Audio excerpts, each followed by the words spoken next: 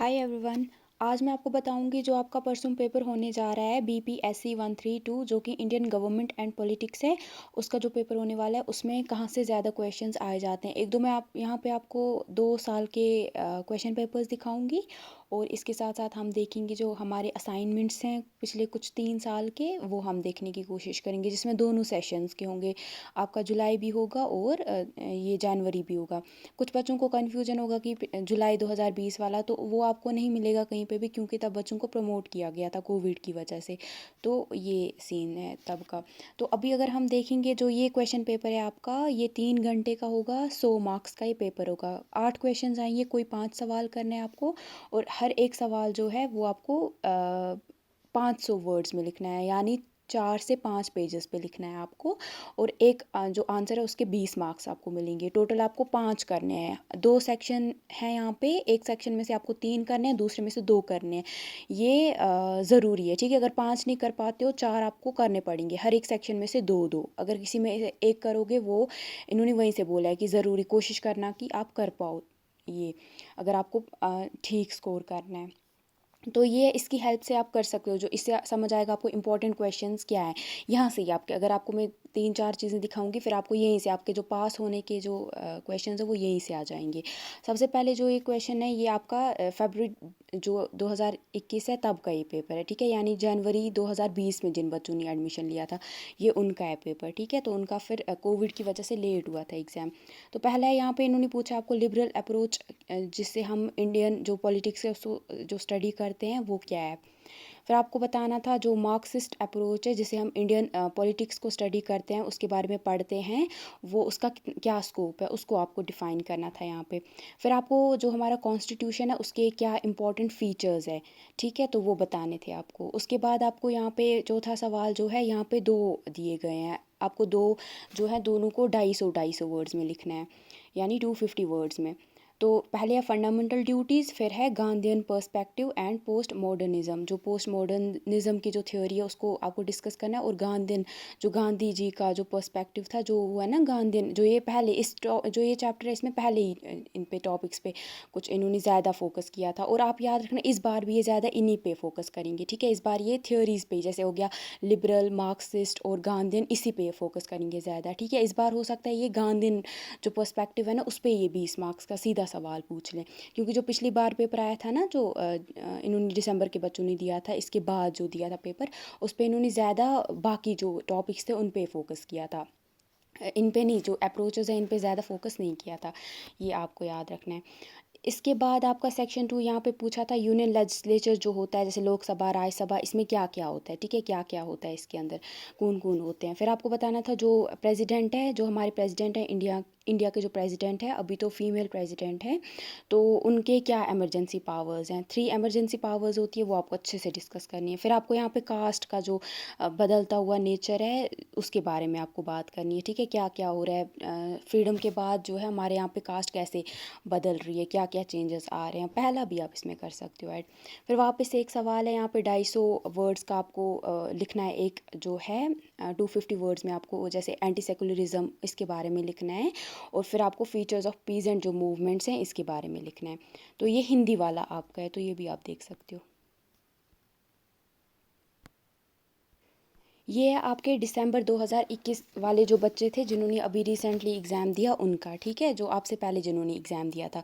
तो उनको यहाँ पे 400 वर्ड्स में लिखना था, ठीक है। तो हो सकता है इस बार आपको 400 वर्ड्स में भी बोल सकते हैं, यानी आपको 4 पेजेस पे लिखना था टोटल। इस बार आपको 500 में भी पूछ सकते हैं ये, ठीक है। तो सेम मैंने आपको इससे पहले भी बताया कि कितना टाइम मिलेगा और कितने मार्क्स का होगा।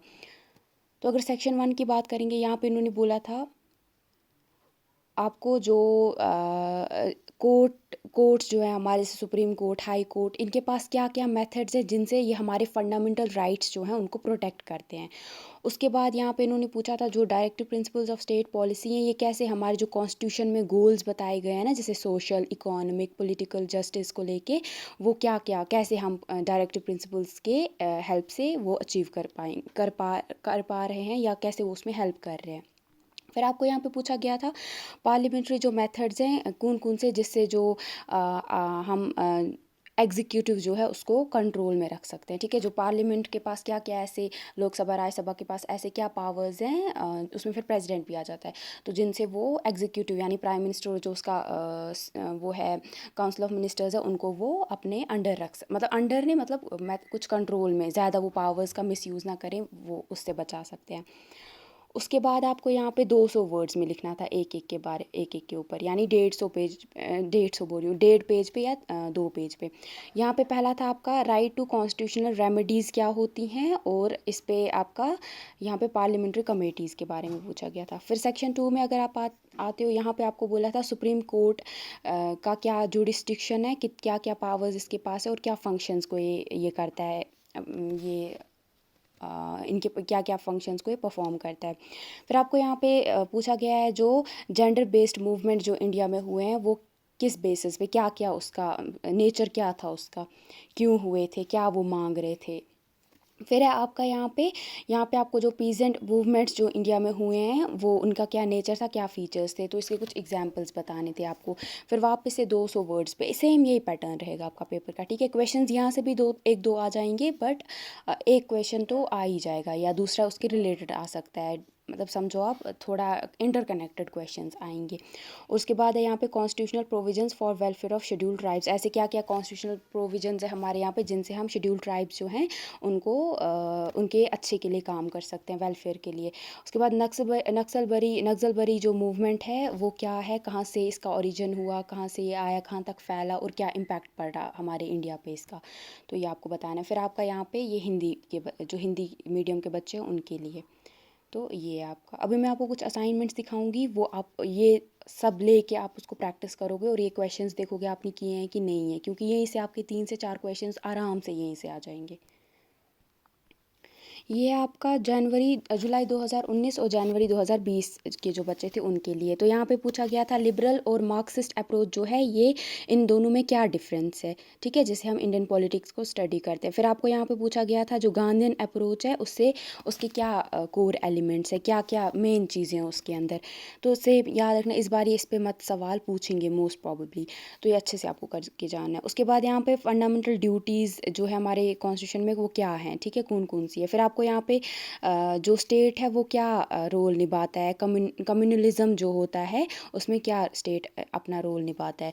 फिर आपको यहाँ पे जो मेन इश्यूज़ क्या हैं, जेंडर डिस्क्रिमिनेशन जो होता है, जेंडर के बेसिस के ऊपर जो भेदभाव किया जाता है मेल फीमेल में, वो क्या क्या क्या इश्यूज़ है जिनकी वजह से होता है। फिर आपको यहाँ पे कलेक्टिव रिस्पॉन्सिबिलिटी के ऊपर पूछा गया है सवाल। फिर यहाँ पे आपको अगर सुप्रीम कोर्ट का जज बनना है उसके लिए क्या क्वालिफिकेशन होनी चाहिए, क्या क्या चीज़ें होनी चाहिए जिससे आप बन सकते हो फिर आपके पास। फिर आपको यहाँ पे पॉलिटिक्स में कास्ट का क्या रोल रहता है। फिर यहाँ पे आपको, अगर आप इंडियन पार्लियामेंट के मेंबर हो तो आप कैसे, उसके लिए क्वालिफिकेशन क्या होनी चाहिए, और डिसक्वालिफिकेशन कैसे आपको वहाँ से हटा, ऐसी आप कुछ चीज़ करोगे जिसे हटा दिया जाएगा, तो डिसक्वालिफिकेशन उसको बोल सकते हो आप।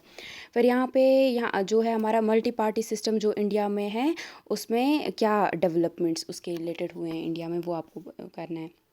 उसके बाद 2020-21 वाला है, यहाँ पे वापस से गांधीन अप्रोच जो है, कैसे वो इंडियन स्टडी करते हैं इंडियन पॉलिटिक्स की, उसमें हेल्प करता है। फिर आपको यहाँ पे लिबरल जो अप्रोच है, इसके क्या कोर एलिमेंट्स हैं। उसके बाद मार्क्सिस्ट अप्रोच जो है, कैसे हम इससे मूवमेंट्स की स्टडी कर सकते हैं। फिर यहाँ पे आपका directive principles of state policy है, ये क्या है और ये कहाँ से, कैसे इनका ओरिजिन हुआ। फिर यहाँ पे आपको फंडामेंटल राइट्स के बारे में पूछा गया है। फिर आपको यहाँ पे parliamentary devices to control the executive, वापस देखो कितने क्वेश्चन रिपीट हो रहे हैं, बार बार यहाँ से आए हैं कितने पेपर में। फिर यहाँ पे पोस्ट इंडिपेंडेंस जो है, इस जो पीरियड है उसमें क्लास पे क्या असर पड़ा है, जो क्लास वाला जो सिस्टम है। फिर आपको यहाँ पे ट्राइब्स, कैसे किसी को आप ट्राइब बोल सकते हो कि हाँ ये वहाँ से बिलोंग करता है, क्या क्या उसकी कैरेक्टरिस्टिक्स हैं। फिर यहाँ पे जेंडर और डेवलपमेंट में क्या रिलेशनशिप है। फिर यहाँ पे पॉलिटिकल पार्टीज़ को कैसे क्लासीफाई किया गया है इंडिया में। फिर है यहाँ पे एक और 2021-22 वाला, ठीक है, ये सेम है।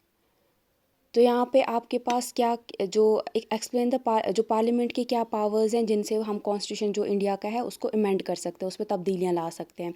फिर यहाँ पे आप यहाँ पे क्या प्रेसिडेंट ऑफ इंडिया जो है उनके क्या पावर्स और फंक्शंस है। हो सकता है इस बार इस पर सवाल पूछे, क्योंकि अभी एक हमारे जो प्रेसिडेंट है वो फीमेल प्रेसिडेंट जो कि ट्राइब से भी बिलोंग करती हैं, उड़ीसा जो है हमारा जो स्टेट, वहाँ से बिलोंग करती हैं, तो इस पर आ सकता है सवाल। फिर यहाँ पे क्या हम जो सुप्रीम कोर्ट के जज हैं उनको कैसे हम, क्या प्रोसीजर है जिससे हम उनको हटा सकते हैं आप अपनी पोस्ट से। फिर यहाँ पे स्पीकर जो लोकसभा के हैं उनके पास क्या पावर्स हैं और वो क्या काम करते हैं। फिर यहाँ पे ट्रेड यूनियन मूवमेंट जो है इंडिया में उस पर क्या लिमिटेशंस हैं। फिर यहाँ पे कलेक्टिव रिस्पॉन्सिबिलिटी क्या होता है, और यहाँ पे जुडिशल रिव्यू क्या होता है, और जेंडर और डेवलपमेंट में क्या रिलेशनशिप है। क्वेश्चन आर जो पार्लियामेंट्री प्रोसीजर में होता है वो क्या होता है क्वेश्चन आर, और कास्ट और क्लास में क्या फ़र्क है। तो ये क्वेश्चंस आपको करके जाने हैं। आप देखो अगर ये सारा आप करके जाओगे आराम से पेपर करके आ सकते हो। तो यही मुझे बताना था। Thank you.